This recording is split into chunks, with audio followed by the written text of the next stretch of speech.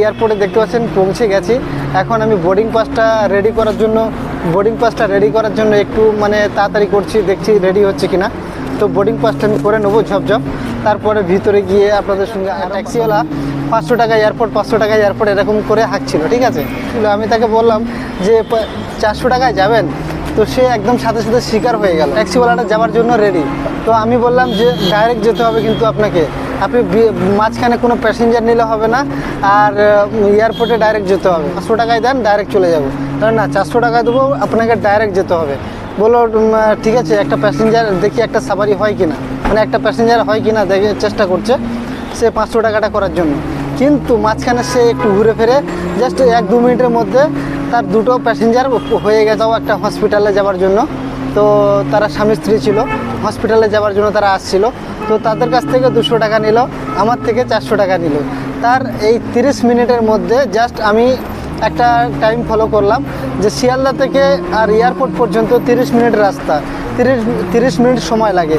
এই 30 মিনিটের সময়ের মধ্যে সে কিন্তু 600 টাকা ইনকাম করে নিল। তাকে আমি প্রশ্ন করলাম, ভাই তুমি তো এই যে 600 টাকা 30 মিনিটের মধ্যে ইনকাম করছো, আর আপনার তাহলে ঘন্টায় ইনকাম হচ্ছে কত? ঘন্টায় আপনার ইনকাম তো 1200 টাকা। বাপরে বাপ, অনেক টাকা ইনকাম। ঘন্টায় 1200 টাকা देना पड़ता। कमाता कितना दिन में? कोई दिन 400, कोई दिन 300, कोई दिन है यार, झूठ बोल रहे हैं।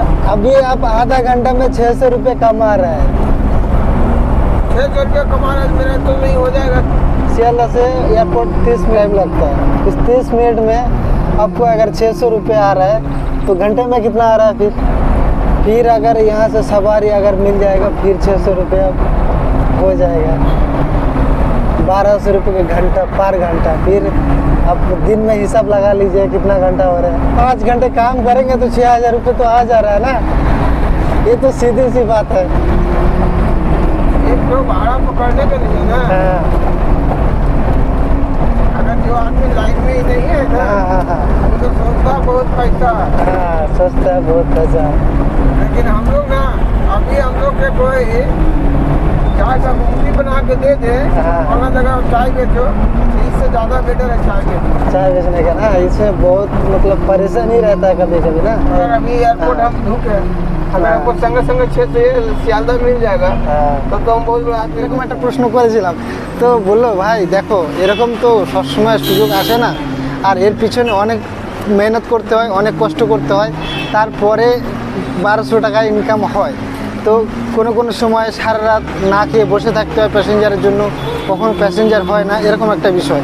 তো আপনারা মনে করবেন না বেশি পয়সার পিছনে ছুটবেন না, আর বেশি লোভ করবেন না। আল্লাহ পাক আপনাকে যতটুকু রুজি দিয়েছেন, যতটুকু দিচ্ছেন, এতেই আপনি খুশি থাকবেন। খোদা হাফেজ।